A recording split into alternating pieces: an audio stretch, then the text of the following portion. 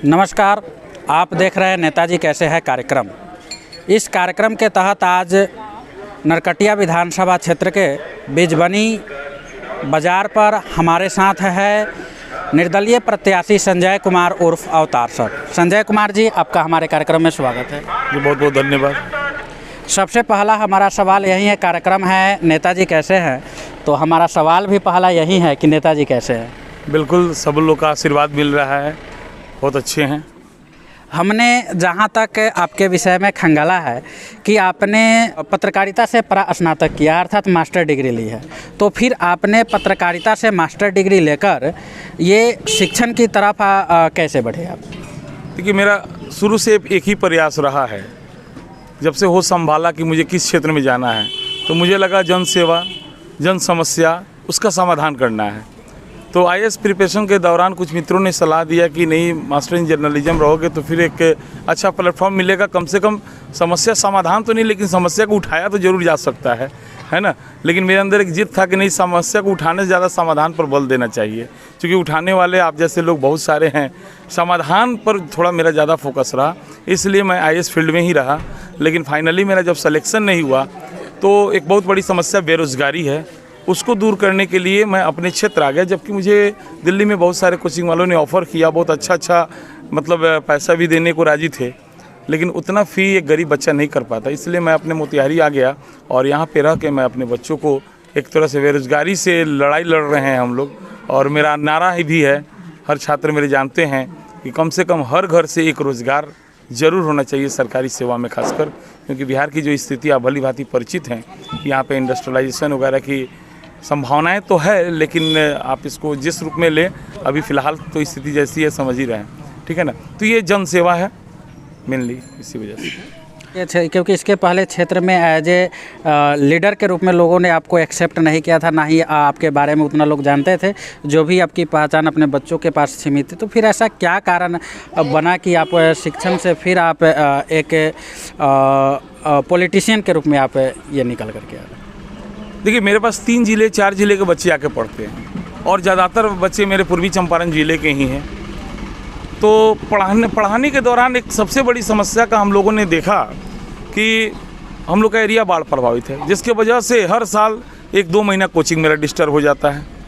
तो मुझे ऐसा लगा कि कोई ऐसा समस्या का समाधान होना चाहिए कि खासकर जो युवा वर्ग है उन लोगों को इस तरह की समस्या आँच आ जाएगी तो फिर उनका पूरा करियर बर्बाद हो जाएगा। दूसरी समस्या हमने यह भी देखा कि गांव में बच्चा, उसके माता पिता, दादा दादी कोई बीमार हो गए, फिर उसका पढ़ाई डिस्टर्ब हो रहा है, फिर रोज़गार के मुद्दे को लेकर के समस्याएं आ रही है। तो ये सारी समस्याओं की चर्चा, चूँकि एक मेनली हम जनरल स्टडीज़ के टीचर हैं, तो सब्जेक्ट पढ़ाने के दौरान इस समस्या का चर्चा होता रहता था। तो जब हम लोग इसका समाधान बताते थे तो बच्चा लोग को काफ़ी अच्छा लगता था कि सर वाकई में ऐसा। लोग कहता है कि नहीं हो सकता, लेकिन आप तो क्लियर फिगर दे रहे हो आप, तो सर आप आइए ना। और इन लोगों ने मजाक में क्या बात छेड़ दिया, और लेकिन उसका रिस्पांस काफ़ी अच्छा रहा।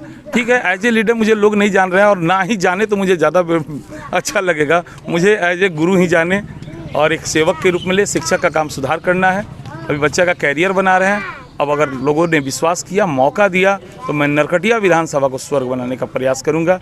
क्योंकि नो डाउट थ्योरेटिकल नॉलेज भी है और प्रैक्टिकल नॉलेज भी है। BHU से मैं ग्रेजुएशन किया हूँ, तो काफ़ी कुछ अनुभव है, एक बहुत बड़ा प्लेटफॉर्म है वहाँ का। तो ऐसा नहीं है कि अनुभव की जब बात आती है तो मेरे दिमाग में एक ही चीज़ आता है, हाँ भाई मुझे अनुभव नहीं है किस चीज़ का, भ्रष्टाचार है ना, लूटने खसोटने का अनुभव नहीं है ना, इस तरह का अनुभव मुझे नहीं। एकदम कोरा कागज़ है अभी जो है एकदम से क्लियर है। मैं जो भी करूँगा समाज के लिए समर्पित होकर ही करूँगा, है ना। इस तरह से नहीं लेना चाहिए अनुभव नहीं। किस चीज़ का अनुभव चाहिए? सेवा का। तो क्या इतने बच्चों को रोज़गार देना सेवा नहीं है? एक शौचालय कोई दे रहा है तो कह रहा है मैं बहुत बड़ा लीडर हूँ। मैं तो सीधे बच्चे को, बेरोजगार को रोज़गार दरोगा बनाना, ये कितना बड़ा काम हुआ? ये क्या सेवा नहीं है क्या? शौचालय देना सेवा है और रोज़गार देना सेवा नहीं है क्या? और ऐसे भी मैं पिछले साल बाढ़ में काफ़ी लोगों का मतलब मैं मदद किया अपने छात्रों के सहयोग से ही। लगभग 15 दिन तक हम लोग लगातार खाना वितरण किया, कपड़ा का वितरण किया।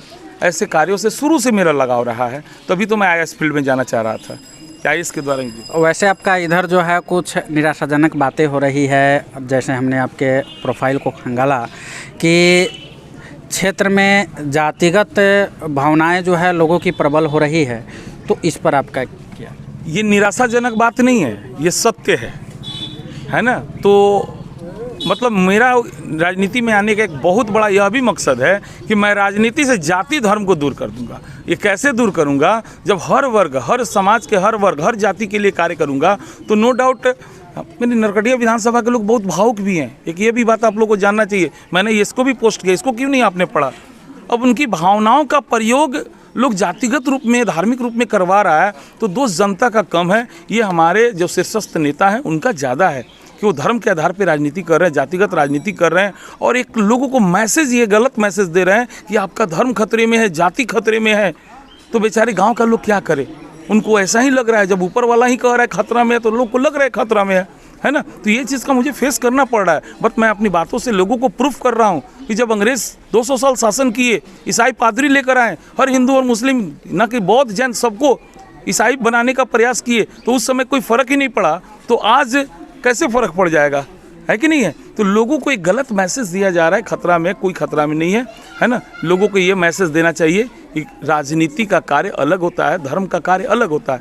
धर्म धारण किए हुए हैं, इसका बना है शादी विवाह के लिए, जाति क्यों बना है?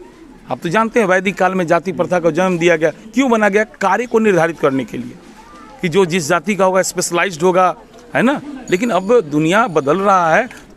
आज जहां वोटों का ध्रुवीकरण हो रहा है, वोटों का जो है सिर्फ दो पार्टियों या फिर धर्मों के बीच जहां ध्रुवीकरण हो गया, वहां आप एक निर्दलीय प्रत्याशी के रूप में कहां फिट बैठते हैं?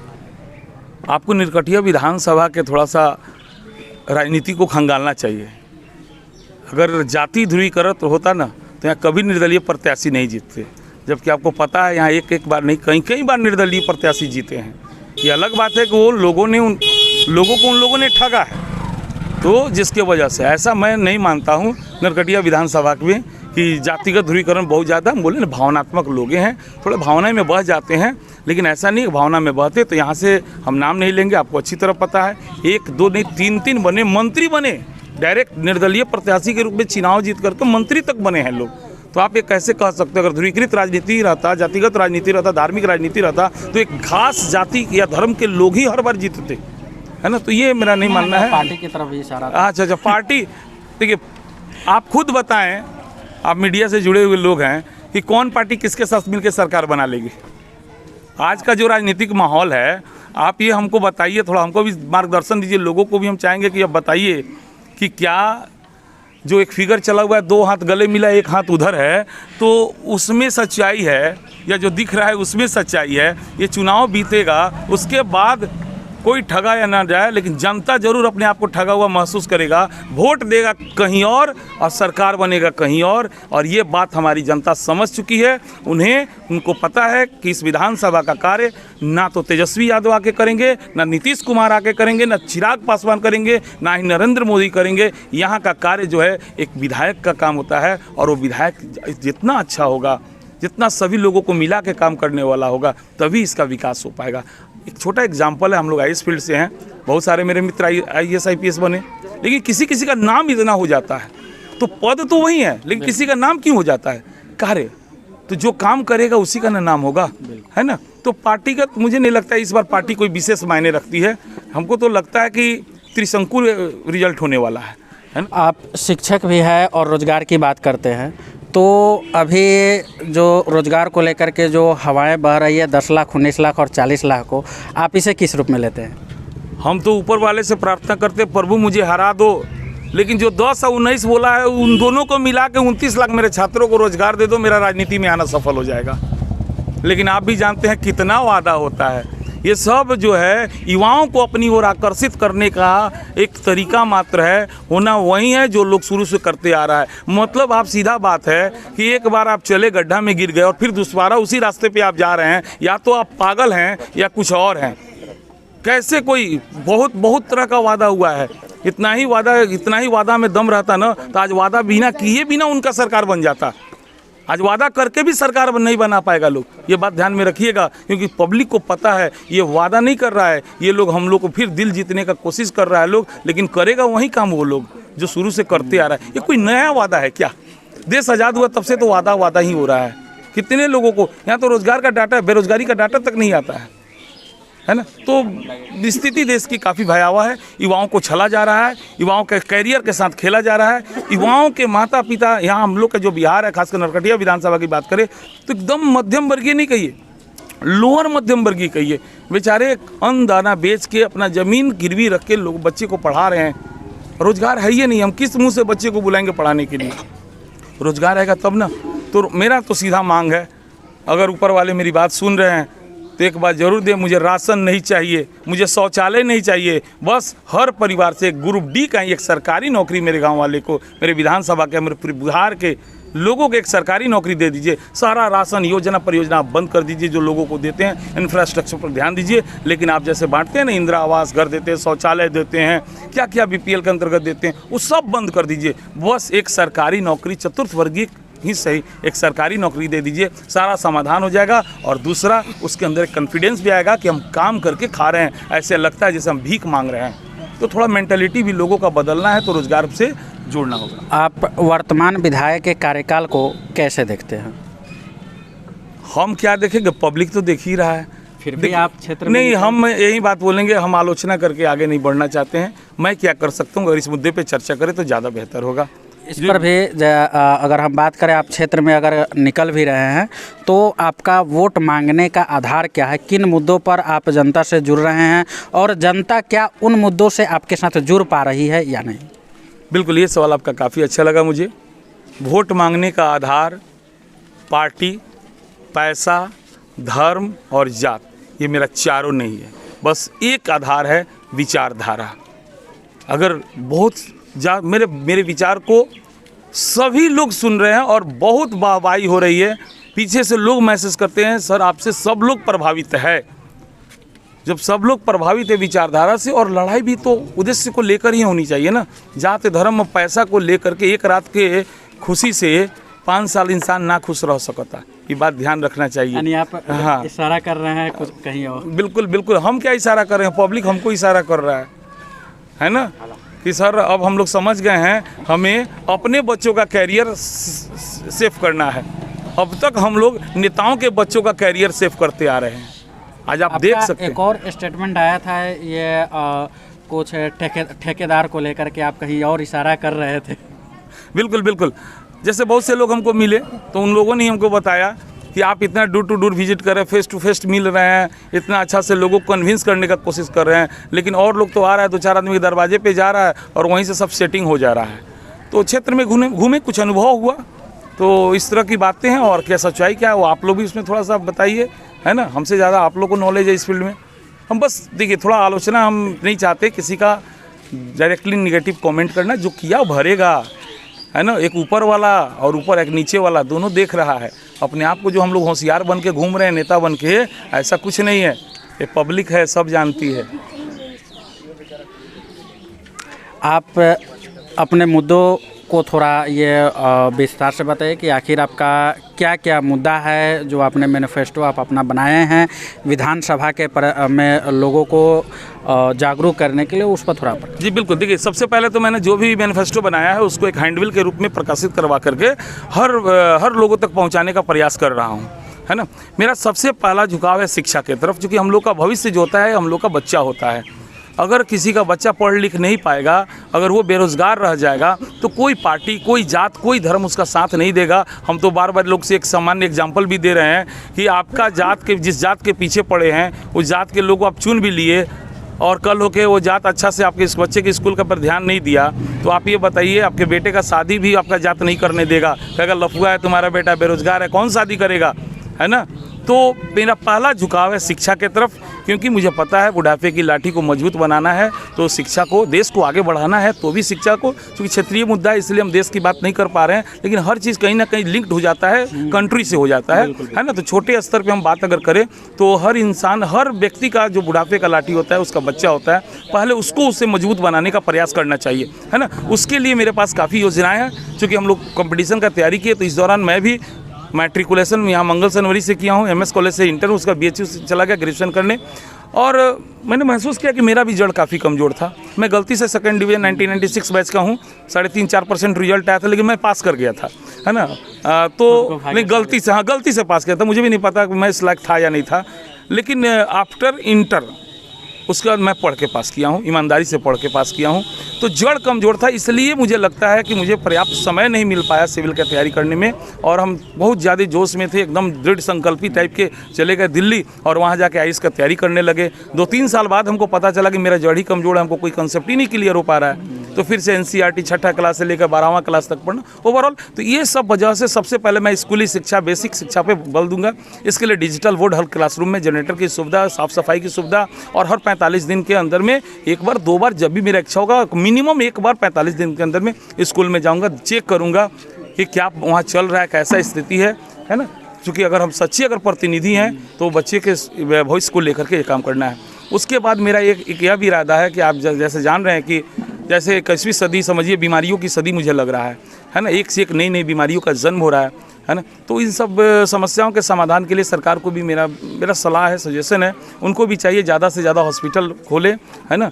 मतलब हम तो यही कहेंगे मंदिर मस्जिद से ज़्यादा अभी ज़रूरत है, हॉस्पिटल की ज़रूरत है।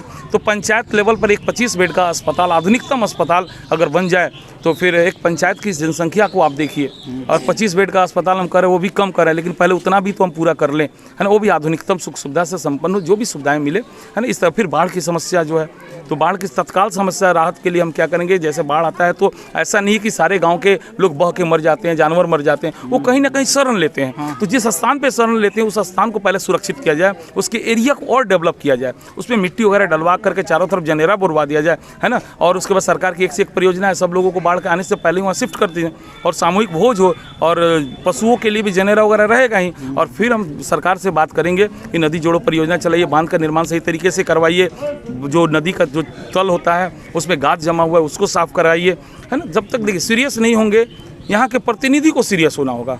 एक साल में 4-4 बाढ़ का सामना मेरे लोगों को करना पड़ रहा है, और लोग उसको कह दे कि ये प्राकृतिक आपदा, प्रकृति का देन है, तुम लोग के पाप का फल है। तो हम लोग तो पापी है ही है कि तुमको चुने हैं, सही बात है, ये हमारे पाप का फल है। लेकिन ये हम लोग इतना पापी हैं कि हम लोग ने आप पर विश्वास किया है, ये मेरे विश्वास का फल है। मुझे तो लगता है ये कोई बहुत बड़ी समस्या नहीं है। अगर पब्लिक मुझे, मेरी जनता मुझे अगर मौका देना, बाढ़ आएगी, हम नहीं करें, बाढ़ का तो फायदा है, हम तो लोग को बताते हैं। सिंपल परिभाषा है, सब गांव के लोग समझ, आवश्यकता से अधिक पानी को बाढ़ कहते हैं। लेकिन वो बाढ़ अपने साथ नवीन जलोढ़ मिट्टी को भी तो लाती है। लेकिन 4-4 बार जब नवीन जलोढ़ मिट्टी को लाएगी तो कुछ स्थिति ये है। तो बाढ़ आती है ठीक है, लेकिन ज़्यादा भयावह रूप धारण न करे, लोगों को नुकसान ना हो, इसका प्रयास करना चाहिए। आपसे एक अंतिम सवाल होगा कि अगर आप इस क्षेत्र का, नरकटिया विधानसभा का प्रतिनिधित्व करते हैं, तो आपका सबसे पहला विकास का काम क्या होगा क्षेत्र के लिए? सबसे पहले मैं सारे कार्यों को डिस्ट्रीब्यूट करूंगा, किसी एक कार्य पे फोकस नहीं करूंगा, क्योंकि हर पंचायत की समस्या थोड़ी बहुत भिन्न है। किसी पंचायत में सड़क की प्रॉब्लम है, किसी में शिक्षा की प्रॉब्लम है, कोई बाढ़ ग्रसित एरिया है, तो उसको पार्ट वाइज करके पूरा, मतलब एक तरह से फाइल मेंटेन करके, है ना, 2-4 दिन समय लेकर फाइल मेंटेन करूंगा, और चारों कार्यों की जिम्मेदारी उस पंचायत के लोगों को सौंप करके हम लोग उनको पूरा शक्ति देंगे कि आप लोग इसको जल्दी से जल्दी करें। मतलब 5 साल का कार्य मुझे 2 साल में करना है, तभी जा कर के मैं अपने बच्चों का और बच्चे के गार्जियन का विश्वास जीत पाऊंगा। खासकर मेरे छात्र जो हैं एक रिस्क बने टाइप का ले रहे हैं, मैं चाहता हूं कि उनके पिताजी कल होकर कहे मेरा बेटा सही था, तुम लोगों ने मुझे सही मार्ग दिखाया है। इसके लिए मुझे जो भी करना पड़ेगा जरूर करूँ। बहुत बहुत धन्यवाद जी। आपको भी बहुत बहुत धन्यवाद कि आपने मुझे इस लायक समझा, वरना मीडिया वाले तो